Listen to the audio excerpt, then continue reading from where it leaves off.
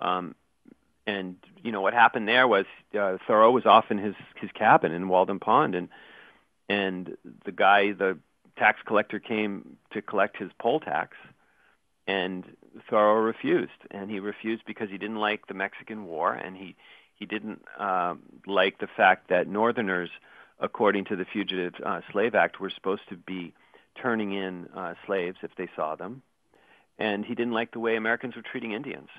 And he said, I can't be a part of it. And he made this argument on the basis of a kind of higher law of individual conscience, that the place for a just person in New England at the time was in prison.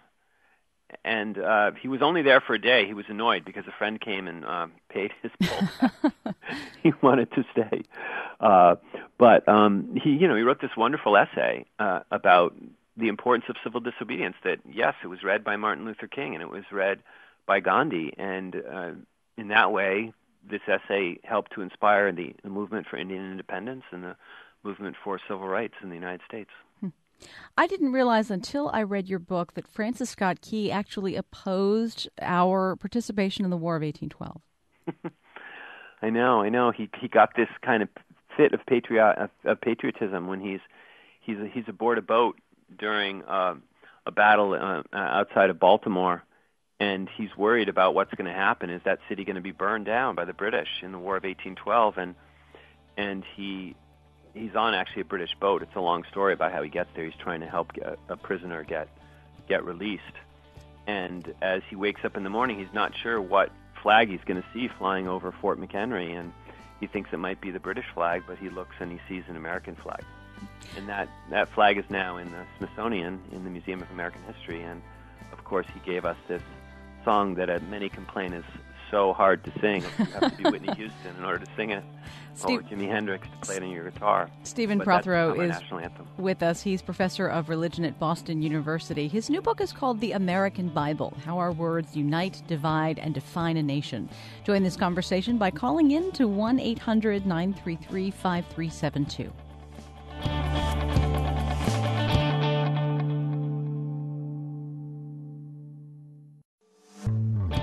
Funding for Think comes from SMU's Master of Liberal Studies, a multidisciplinary program that allows you the intellectual freedom to design your own master's degree. More at smu.edu/MLS.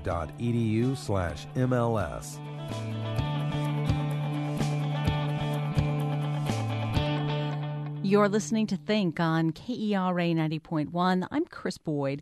Stephen Prothero is my guest. He's professor of religion at Boston University and senior fellow at the Smithsonian's National Museum of American History. His new book is called The American Bible, How Our Words Unite, Divide, and Define a Nation. You can be part of the conversation at 1-800-933-5372 or by emailing think@kera.org. You also include here, Stephen, Maya Lin's Vietnam Veterans Memorial, which is a fascinating choice because people think of it as sculpture, they think of it as a monument, but they do not think of it as a text in any classical sense. But Maya Lin herself thought that in many ways it was like a book. That's right, and this was one that was suggested to me by a friend, and I just sort of looked at her and said, "Are you kidding me? That's not a book."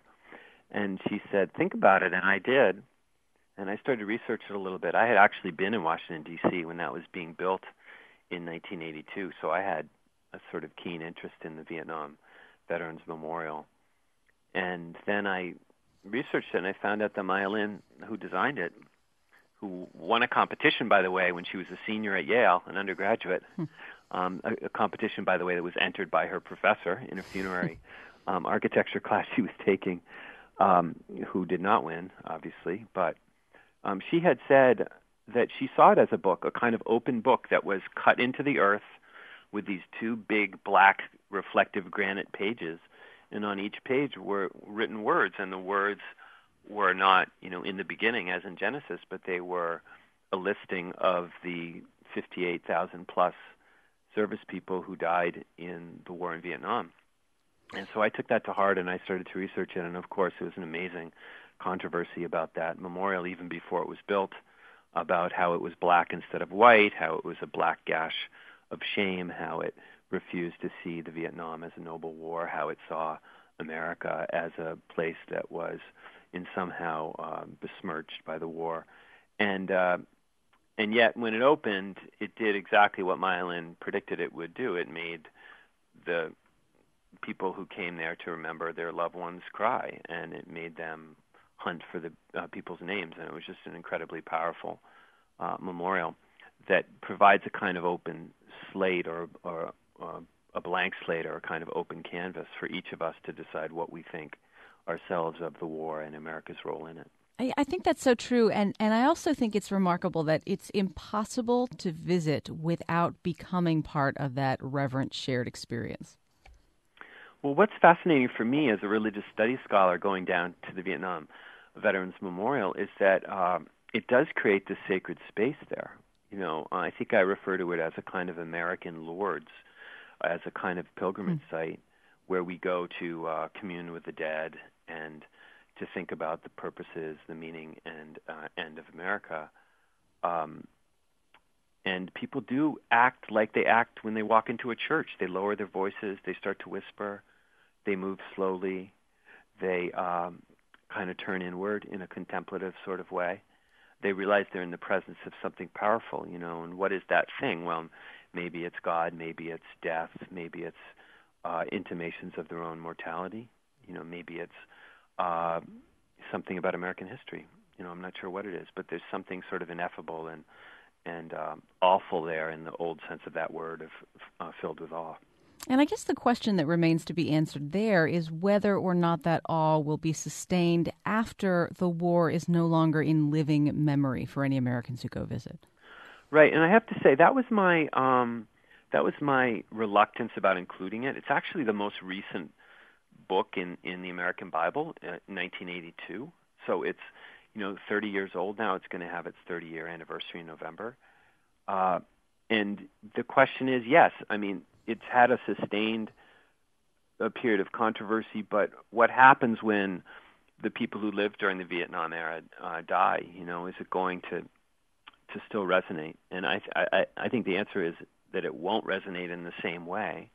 But I think that the questions that monument and memorial puts on us in terms of questions about war are really profound, and I don't see those going away. You know, when is it worth fighting a war? What makes a war just?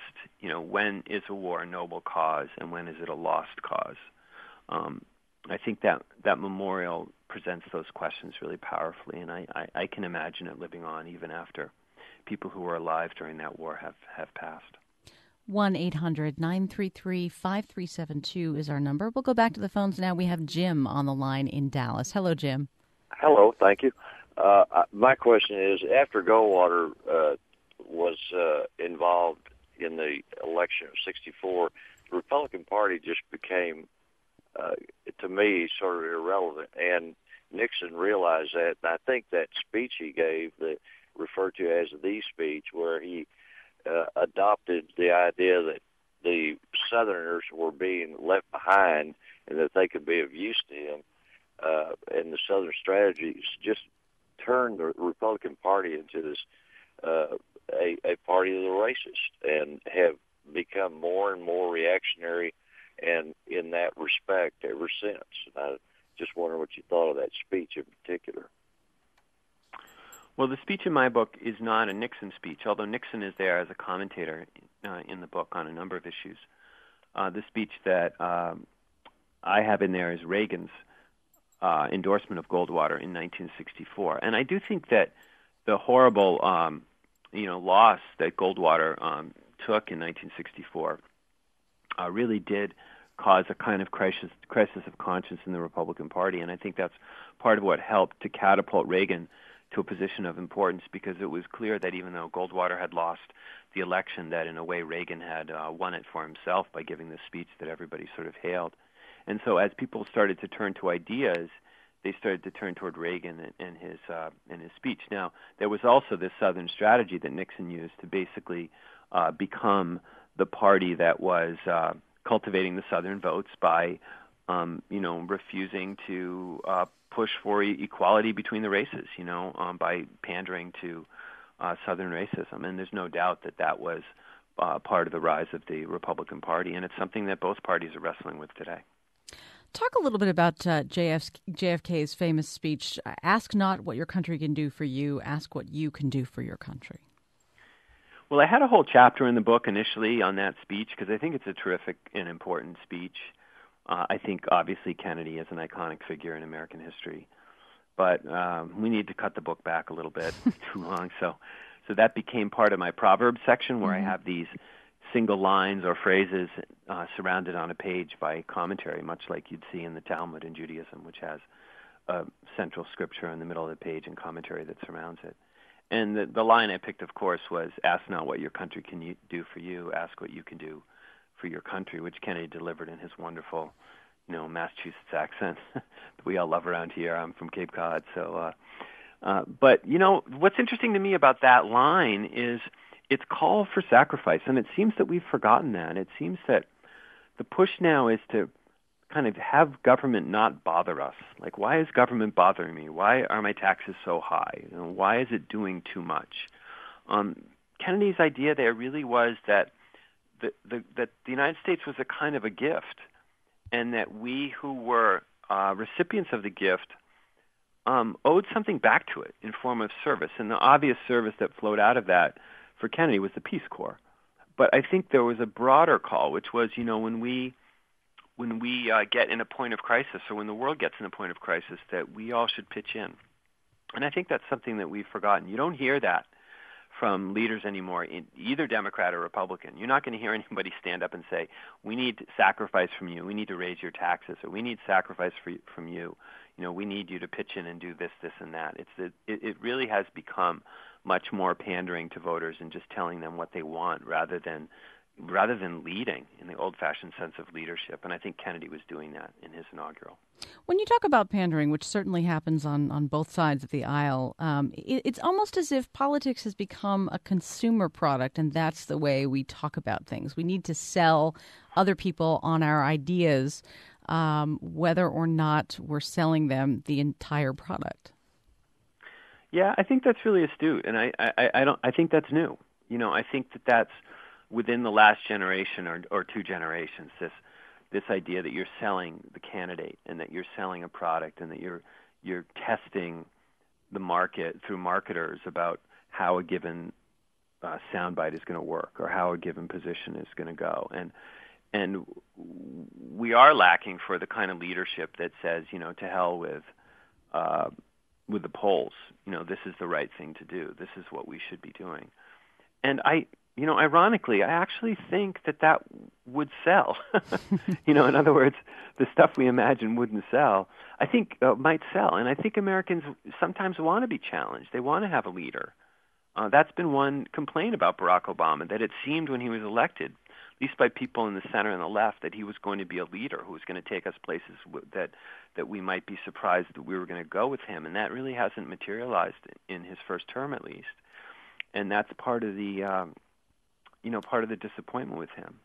And in the past we had a lot of leaders who certainly all our politicians have always sort of held up their finger and figured out which way the wind was blowing.